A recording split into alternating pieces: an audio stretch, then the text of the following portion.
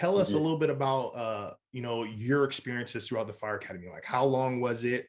What was it like? What did it feel like, day to day as a recruit going through your fire academy? So my academy was 20 weeks long, and I'm not gonna lie, the day before the academy, I don't get anxiety. I don't really worry about a lot of stuff. I had so much anxiety that I've never felt before in my life before the academy, bro. I was freaking out, didn't know how to react, and I think, and a lot of that was because it was completely new to me. I didn't take a firefighter class. There was no firefighter one offered at Sac State or the school around me. I didn't go through an academy. And I had my EMT, and I worked as an EMT for a year and a half. So at least I had the EMT knowledge, but in terms of like fire, I didn't know anything. And it was completely 100% new to me. I didn't know what to expect. I was worried about failing. I was worried about letting people down, and I had all this anxiety built up based around that. So the first couple weeks for us was just based on EMT stuff. So I didn't really have to worry too much once I first got in terms of the firefighter knowledge. And after that, it's all fire stuff. And the first, I'll say probably like month and a half of the fire stuff, I didn't know what I was doing. Like it was like a whole new language to me. I didn't understand it. Things weren't making sense. I could memorize stuff so I could pass the test. Like I knew what I was writing down. Like I knew the answers, but I didn't understand what the answers were really saying. And I was struggling with like basic stuff. And almost everybody else in there had some kind of background. And maybe they worked for a different department. Maybe they worked for Cal Fire. Maybe they had their own fire academy that they went through. So everyone else seemed pretty dialed. And I just felt like I was just barely staying afloat, right? And then after that month and a half, I don't know what happened. Something just clicked, and everything just became so much easier. I understood it a lot better. I was a lot smoother. And then at that point, I was like, all right, I'm gonna pass. I wasn't worried about failing anymore because everything felt easy. Like I knew what I was doing at this point. And then everything was making a lot more sense. For us, it was a lot of PT. We had PT every day, a lot of running, pretty much no weights. It was all cardio type stuff, a lot of hills, stairs. Did that for an hour in the morning or so. And then it was classroom work. And then it was actual drills and things that we were going to end up getting tested on, whether that be throwing ladders or working with the hydrants and hoses and stuff like that. And in the beginning, the instructors were kind of hard on us. And one, because they don't know who's going to make it and who's not. So they're not trying to get too buddy too close with us because we might be gone the next day. But as the academy progressed and they could kind of see who was going to make it, the instructors kind of loosened up. And it became fun. Honestly, it was long. I would get there an hour early before the academy started, and I would stay an hour or two late as long as the instructors were there, just so I could make sure I was dialed in. Because I didn't, like I said, when I first got, I didn't know what I was doing. So I got there early and practiced, and I stayed there late and got as much help as I could get. And then I would go out afterwards with my academy recruits, and we would go study together and go over things. And that was my life for 2 months or 4 months. Sorry, it was just waking up early, staying late, studying more late afterwards, going to sleep, and then starting all over for the whole academy pretty much. We had weekends off and holidays off. But I would say once near the end of the academy, that's when things were kind of like pretty much everyone knew who was going to pass, barring some kind of injury. And if you had made it pretty far in there, they were probably going to bring you back even if you got hurt. We had a couple people get injured, and they brought them back the next couple academies later. So it was very stressful for the first 2 or so months, and then I kind of started to relax and kind of fall into a rhythm. And then once I got that rhythm, it was a lot smoother for me. Wow, man. So you in the beginning, you were talking about for the first month you were doing EMT. Is that because your department didn't require that you had an EMT, or how was No, that? no. So the first 2 weeks was EMT, and it was just like a refresher, just to make sure you had to have EMT Okay. to get hired with us. It was just somewhat like a refresher. They wanted you to do things their way, and then I think you just had to require a test. So we had to be CPR certified. I think we got it through those 2 weeks, and then just to be dialed in on the basic skills. It was just more like a refresher 2-week course that So you had then to pass. okay. because you know there are departments out there that don't require it, and obviously I knew about you, but that's just for them. Uh, Yeah.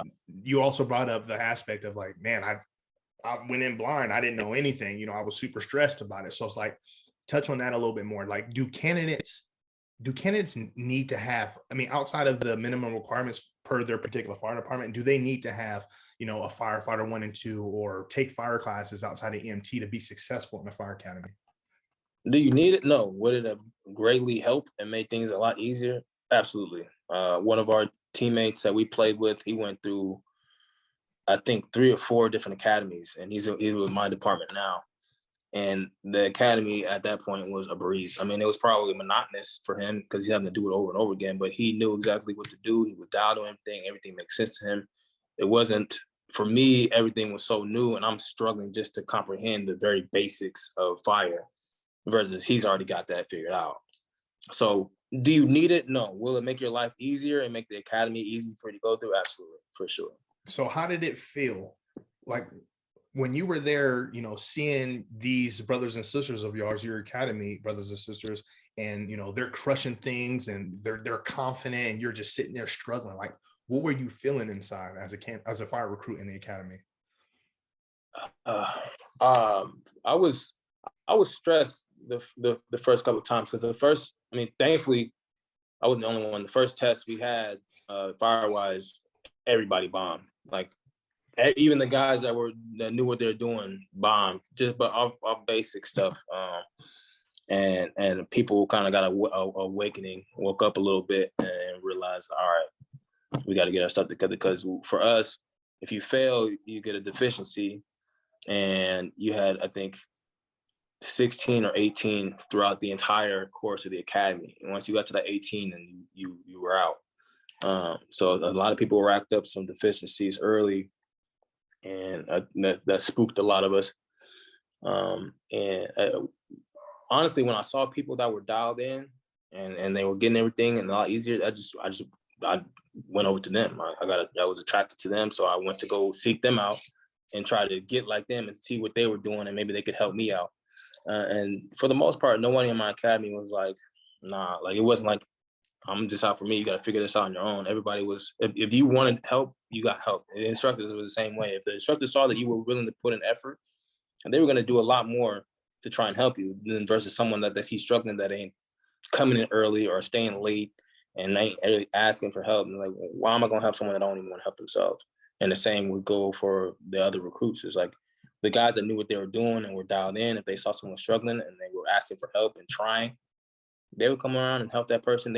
I had people, and I became one of those people once I realized what I was doing, but there's guys that knew what they were doing, didn't need to stay late, but stayed late so they could run stuff with other people that were struggling and they needed help.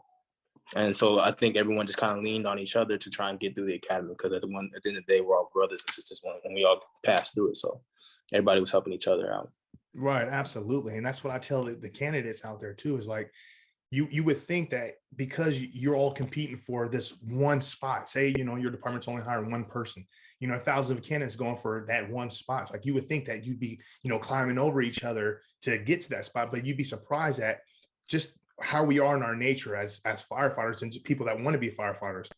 It's like, in our nature, we're there to help each other, to build on each other. So just like you said, it carries on, not just in the fire academy, not just on the job, but even prior to the fire academy. As you were talking about, you know, you were meeting with, you know, this person and that person, and they were recommending you go see this chief and this person. It's like, they didn't have to do that, but it's like, that's not what it's about.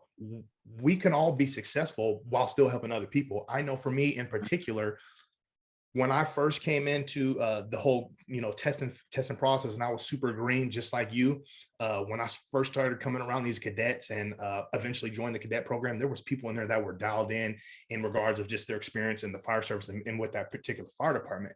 But where I stood out was I naturally interviewed well. Not saying I was, you know, structurally sound for a firefighter interview, but I can speak, I can tell my story. And a lot of those other cadets that were there and other recruits that would come in that didn't have that strength, even though they were in it way more than me, they still leaned on me, and me helping them understand how I formulate my answers for questions, even though it wasn't perfect. they grew. Even till this day, there's candidates that I've passed up and got hired before them, even though they were in it before me. They're hitting me up still to this day, asking questions like, hey, I'm testing for this department.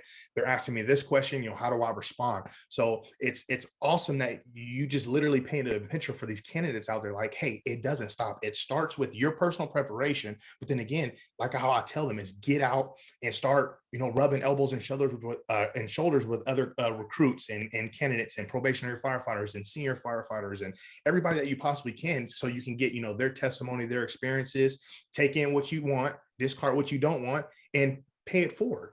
And in return, you not only become better or good at your task, you master your skills because you're teaching others, you're helping others. And in return, like you said, we're all successful. We're all brothers and sisters at the end of the day. What do you think, man? Do you agree that like it doesn't change? No, I think people do get caught up, and I see it like when more in the process of like trying to get hired, where it seems almost like a competition, and people are kind of stingy with some of the information that they give out, on tests and stuff, because they trying to get into this department. But I was never like that. The way I feel is whoever's gonna get in is gonna get in regardless. I mean, if you really want this, you're gonna get it regardless. It might take you longer than you want to, but all you gotta do is just keep sticking to it. Eventually, you're gonna get in. You're gonna get in with some department. Maybe it's not the one that you want, but maybe down the line you could transfer and get into one you want. I had one of my classmates made it into a different Bay Area academy, was almost done, got the call that he was hired with my academy, and quit, and then came over. So he was in an academy for basically 8 months straight. And I think it's just people shouldn't get so caught up in oh well, this is I got to get this right now. I can't help this person because he might vault over me. Like, what if he's test better than me? Because I mean that happens. Mm-hmm. When I was in, I think probably you too. When you're in EMT school, a lot of people are trying to go fire and they take tests, and one person does better than the other person after they help that person out. Right. Same with like my friend I was telling you about. He helped me out. He was helping me off the test and telling me what to do and everything. And it took him 4 or 5 tries to pass, and I ended up passing before and getting hired before him. But he's in. He made it. He's in the same spot that I'm in. He's in the same job I'm in. He's doing the same thing I'm doing. Took him a little bit longer, but at the end of the day, he got where he wanted to be. Right. I got where I wanted to be. And people before me got where they wanted, and people after me will get what they wanted. Absolutely. It's going to be a lot smoother and easier if you help each other out. So I want to thank Firefighter Peterson for coming on and sharing his testimony and his story to us. All those same, emotions and feelings and fear and doubt that may creep into you as a candidate and a fire recruit going through the academy.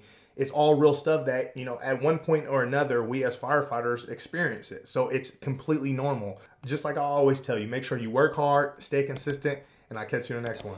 Good luck, future firefighter.